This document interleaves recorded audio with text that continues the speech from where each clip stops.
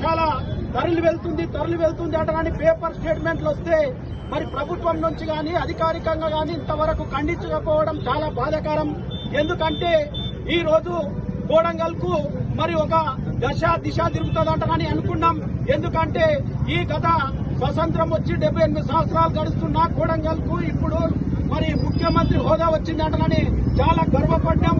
మేమందరము రాష్ట్ర గౌరవ ముఖ్యమంత్రి గారికి మరి చేతులు జోడించి మొక్కుతున్నాం. సార్, ఏది ఏమైనా కోడంగల్ నియోజకవర్గం హెడ్ క్వార్టర్ కాబట్టి ఇక్కడ మీరు ముందు నిర్ణయించిండ్రు ఖచ్చితంగా మెడికల్ కాలేజ్ ఇస్తాం, మరి సమీకృత మరి వసతి గృహాలు ఇస్తామంటారని ఇక్కడ శంకుస్థాపనలు చేసిండ్రు. కాబట్టి ఖచ్చితంగా ఏవైతే మీరు మాట ఇచ్చిండ్రో అవి ఖచ్చితంగా అమలు చేయాలి. మరి వేరే ప్రాంతాలకు డెవలప్ చేయొద్దంటే మేము ఏవి అంటలేం.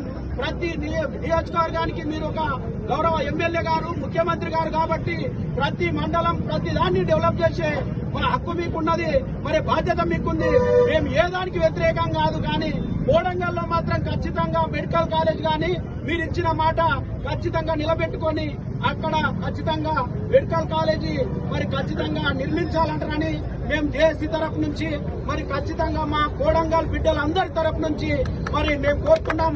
దయచేసి మీరు ఖచ్చితంగా మీరు ఏవైతే నిర్ణయాలు తీసుకున్నారో అది పునరాలోచించుకొని మరి ఖచ్చితంగా ఇక్కడ నిర్మించాలంటారని మేము కోడంగల్ తాలూకా అంబేద్కర్ సంఘాల తరఫు నుండి ప్రజా సంఘాల తరఫు నుండి వివిధ రాజకీయ నాయకుల తరఫు నుండి మరి విన్నవించుకుంటున్నాం. సార్, ఖచ్చితంగా మాకు న్యాయం చేయండి, కోడంగల్ మండలానికి కూడా న్యాయం చేయండి మేము చేతులు జోడించి మొక్కుతున్నాం. సార్, ఖచ్చితంగా మీరు చేయాలి.